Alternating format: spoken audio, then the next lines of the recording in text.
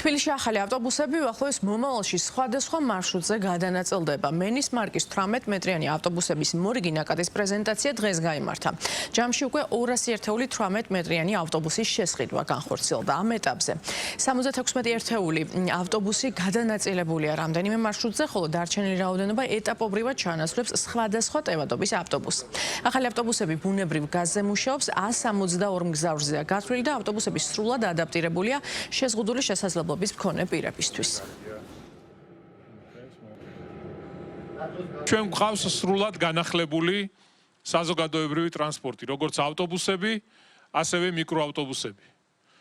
27 სექტემბრიდან უკვე 18 მეტრიანი ავტობუსები დაიწყებს ხაზებზე გასვლას და მოემსახურება ჩვენს თანაქალაქელებს. საზოგადოებრივი ტრანსპორტი უნდა იყოს ყველასათვის ხელმისაწვდომი.